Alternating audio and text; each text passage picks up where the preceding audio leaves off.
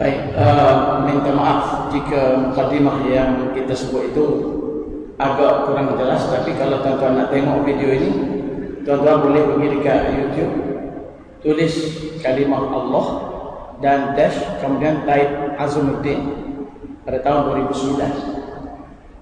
Saya tertarik dengan apa yang dia sebut sebab dia beri beberapa perkara. Pertama, dia sebut dengan jelas bahawa kalau kita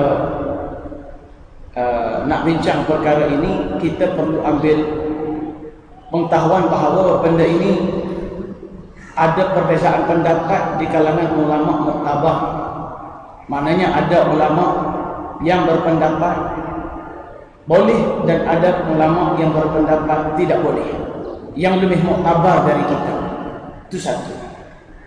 Tapi dalam kesimpulan dia tadi, dia melihat salah satu faktor yang perlu kita ambil kira ialah faktor budaya setempat yang berbeza dari sebuah negara ke sebuah negara. Ini dia buat kenyataan tahun 2009. Kemudian di antara perkara lain juga dia melihat aspek bahasa.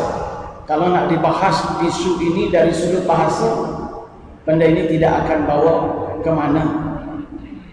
Kemudian yang ketiga, dia juga menjelaskan kedudukan Allah di kalangan manusia yang ada. Allah yang mana satu yang perlu dan kita nak bincang. Jadi itu yang diutarakan tadi. Sebab itu dia bawa soalan-soalan seperti itu. Dan setakat penelitian kita dalam sejarah manusia ini, Allah wujud dalam 3 sudut pandangan kita nampak setakat hari ini.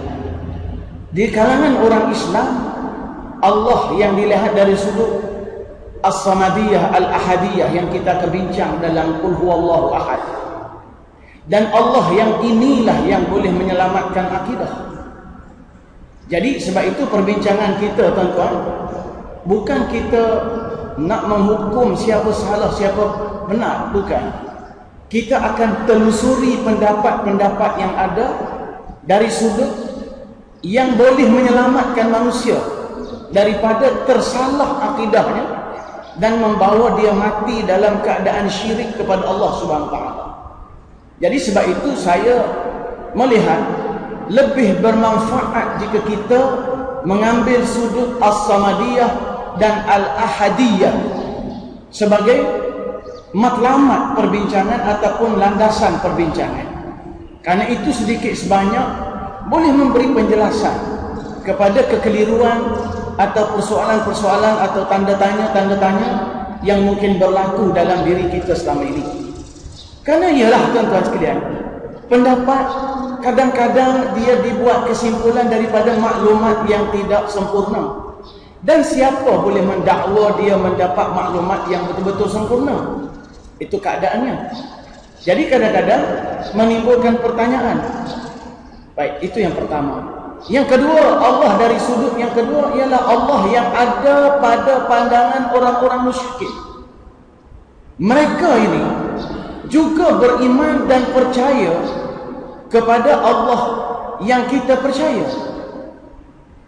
Yakni mereka juga mempercayai wujudnya Allah Al-Ahadiyah yang kita faham ini, As-Samadiyah yang kita faham ini. Tetapi mereka salah apabila mereka campur aduk makhluk dalam urusan Allah, terutama dalam hal-hal penghakiman dan kehukuman. Maka atas dasar itu mereka dipanggil musyrikun, orang-orang musyrikin. Sebab itu seperti yang kita sebut sebelum ini, al-musyrikun itu sebenarnya merujuk kepada manusia Arab jahiliyah yang sudah pun tahu kewujudan Allah. Cuma mereka silap bila mereka tidak ada syariat, sehingga mereka berada dalam keadaan menyekutukan Allah dalam hal-hal kehakiman. Tapi dari segi bertuhankan Allah, mereka juga menyembah Allah ini. Itu pertama. Yang kedua. Yang ketiga ialah Allah dalam bentuk Trinity yang ada di kalangan orang Yahudi dan orang Kristian.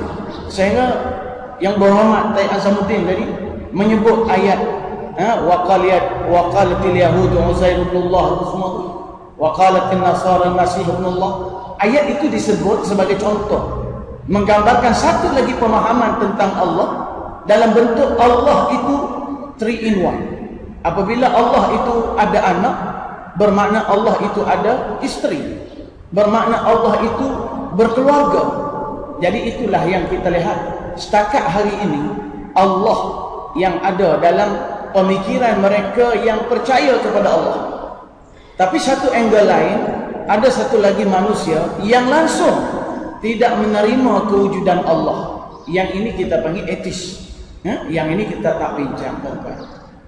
Baik, dalam keadaan ini saya tertarik dengan kenyataan ini kerana kita nampak kecenderungan Taib Azamuddin, dia melihat dalam konteks Malaysia sebelum ini kita aman dan tidak ada apa-apa masalah, damai. Maka dia bimbang jika perkara ini dijadikan suatu hal yang terbuka, dia boleh menimbulkan kekeliruan. Itu pada pandangan beliau. Dan kenyataan beliau ini disebut juga oleh ini bukan tahun 2013, 2013 oleh Ustaz Harun Taib, di mana cuba tuan-tuan dengar apa yang dia cakap. Apabila orang bertanya kepada dia tentang keputusan mahkamah yang terakhir baru ini, dia memberi jawapan dan dia memberi alasan. Baik,